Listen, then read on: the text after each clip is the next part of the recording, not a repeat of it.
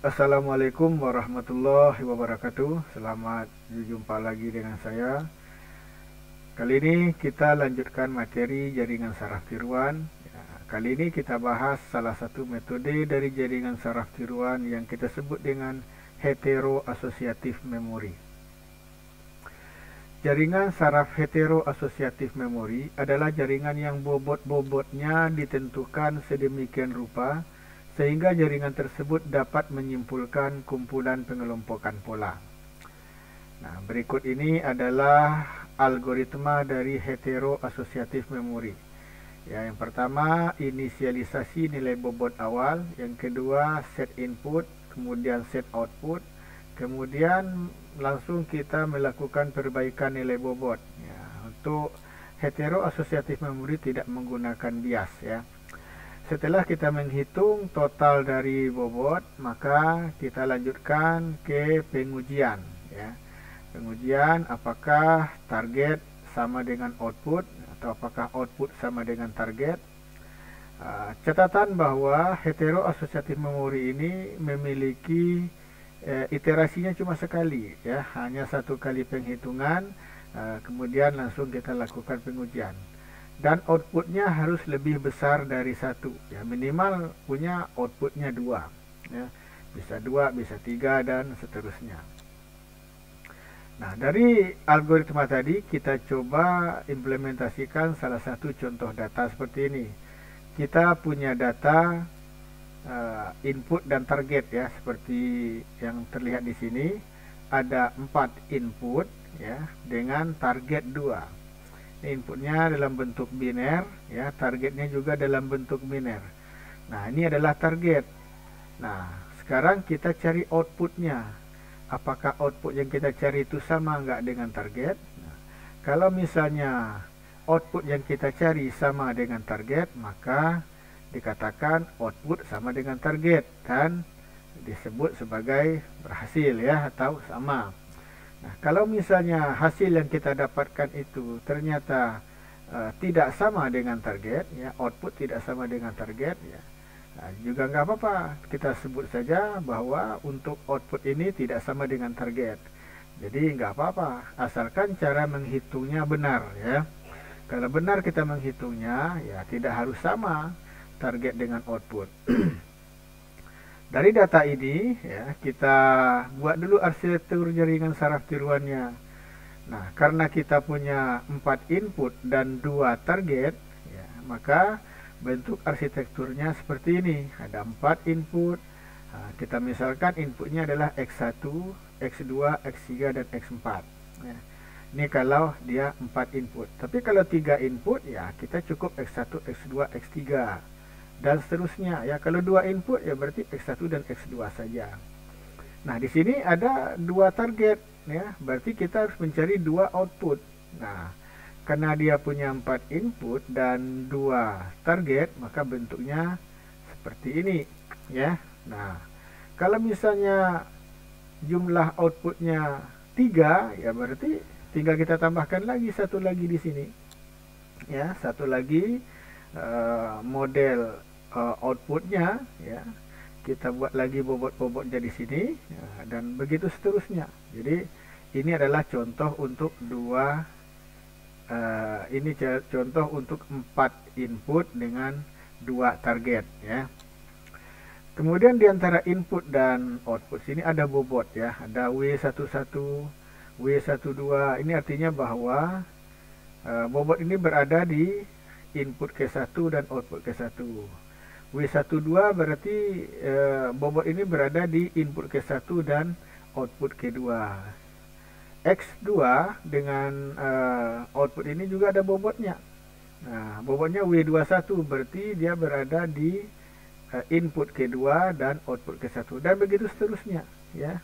Semakin banyak input dan output, ya, semakin banyak input dan target, maka lapisan bobotnya semakin banyak, ya. Nah, ini adalah cara untuk menghitung atau mendapatkan nilai YINJ, ya. Ini juga fungsi aktivasi, ya. Fungsi aktivasi yang kita gunakan sesuai dengan yang ada pada algoritmanya. Nanti akan kita bahas di penyelesaian soal ini. Nah, misalnya set awalnya adalah 0 ya. Semua nilai awal kita buat 0. W110, W210 semuanya 0 ya. Boleh juga dengan nilai yang lain. Ya, misalnya W11-nya 0, W21-nya 1 dan seterusnya, terserah ya. Untuk saat ini kita coba setting awalnya 0 ya. Jadi 0 semua biar nilai outputnya netral ya. Ini input kita buat tadi X1, X2, X3 dan X4 karena ada 4 ya. Kemudian targetnya 2 berarti T1 dan T2, outputnya 2 berarti Y1 dan Y2. Nah, selanjutnya adalah kita membuat tabel pembelajaran ya, seperti ini ya. Kita lakukan proses untuk perbaikan nilai bobot ya. Ini sudah ada bobot lama atau bobot awal 0 semua karena tadi kita setting semuanya itu dengan nilai 0. Nah, selanjutnya kita mencari bobot baru. Bobot baru rumusnya seperti yang ada pada algoritma tadi ya. Jadi yang berwarna kuning ini adalah untuk mendapatkan bobot baru. Nah, caranya adalah, ini rumusnya, W11 baru sama dengan W11 lama tambah X1 kali T1. Nah, 0 ini adalah W11 lama, 1 ini adalah input X1 dan 1 ini adalah T1.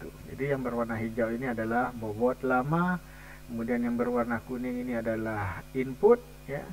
Kemudian yang berwarna biru ini adalah target. Jadi kita kalikan, kita jumlahkan, kita kalikan, kemudian kita masukkan angka-angkanya dan hasilnya seperti ini ya. 1, 1, 0, 0 dan seterusnya. Dari hasil ini ya, kita masukkan ke dalam tabel bobot baru. Nah, ini dia. Nah, kita masukkan semuanya sesuai dengan yang kita hitung tadi. Dari sini, nah ini selesai berarti untuk penghitungan data pertama, ya, bobot baru data pertama. Nah, kita tentu harus melanjutkan ke data kedua. Nah, bobot lama data kedua itu diambil dari bobot baru data pertama ya. Jadi untuk data lama pada data kedua diambil dari data baru atau bobot baru pada data pertama tadi. Nah, dengan cara yang sama kita hitung lagi bobot baru untuk data kedua ya, bobot baru untuk data kedua. Nah, caranya sama dengan data pertama tadi. Kita masukkan bobot, kemudian ada input, kemudian ada target, kita masukkan angka-angkanya dan ini hasilnya. Ya, nah hasil ini ya, kita masukkan lagi ke dalam bobot baru pada data kedua. Nah, bobot baru pada data kedua ini selesai. Nah, tentu kita harus menyelesaikan sampai data ketiga ya dan keempat. Nah, untuk data lama pada data ketiga atau data berikutnya kita ambil dari bobot baru pada data kedua atau data sebelumnya ya. Jadi bobot lama pada data atau data selanjutnya diambil dari bobot baru pada data sebelumnya. Dan dengan cara yang sama kita hitung lagi untuk mendapatkan bobot baru pada data-data berikutnya.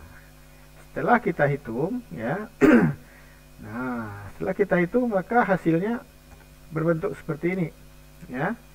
Nah, ini selesai sudah nih untuk bobot pertama ya atau data pertama, kedua, ketiga dan keempat ya. Nah, setelah kita menyelesaikan semua proses untuk mendapatkan bobot baru pada masing-masing data,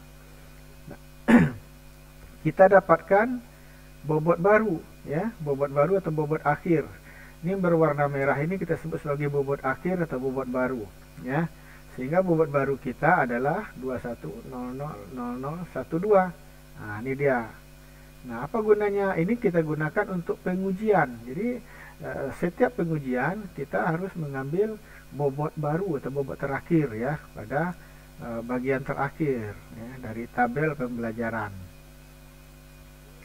Nah, setelah tadi bobot selesai kita lakukan pengujian. Rumus untuk pengujian adalah YINJ sama dengan sigma XI kali WIJ baru. Nah, baru ini kita ambil datanya di sini semua. Walaupun untuk menghitung data satu, bobot barunya adalah yang berwarna merah juga.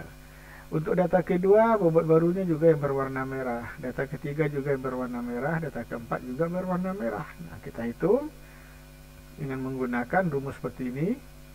Nah, kita mulai untuk data 1. Nah, Y in 1, ya, karena output ada 2, berarti ada Y in 1, ada Y in 2. Ya. Nah, ada T1, ada T2, maka yang kita cari adalah Y1 dan Y2. Nah, ini data 1 ada 2, nanti data 2 juga ada 2, dan seterusnya. Nah, ini adalah rumus untuk mendapatkan nilai data 1 pada pengujian. Ya. X1 kali W11 baru tambah X2 kali W21 baru tambah X3 kali W31 baru tambah X4 kali W41 baru. Kita masukkan ke dalam rumusnya angka-angka yang tadi, dapatkan nilainya 3. Ini Yin 1, nilainya 3. Kita gunakan fungsi aktivasi. Ya. Fungsi aktivasi untuk mengubah nilai nominal ini ke dalam biner. Ya. Sehingga nilai Y1 itu 3. Dengan fungsi aktivasi, berarti 3 itu besar dari 0, maka Y-nya adalah 1. Sama dengan target, ya. T1 tadi Y1, Y1 juga 1, itu sama dengan target, dan terbukti sama. Begitu juga kita menghitung untuk Y-in 2 pada data 1, ya. Dengan cara yang sama, rumusnya kita masukin, hasilnya adalah 0. 0 ini Y-in 2, nah, 0 itu juga kecil sama dengan 0. Ya, tentu hasilnya juga sama dengan 0. Sama dengan target, terbukti sama. Nah, ini dia contoh untuk data 1. Nah, lanjutkan untuk data 2, data 3, dan data 4. Nah, jika selesai maka hasilnya keseluruhan seperti ini, ya. Ini T1 tadi yang ada pada soal, ya. Ini T2 yang ada pada soal. Jadi ini yang kita cari, Y1 yang kita cari. Ini Y2 yang kita cari. Nah, hasilnya sama, terbukti. Kalau sama ya terbukti. Kalau memang tidak sama ya bilang tidak sama, tidak terbukti, dan seterusnya. Nah, demikian, semoga bermanfaat. Assalamualaikum warahmatullahi wabarakatuh.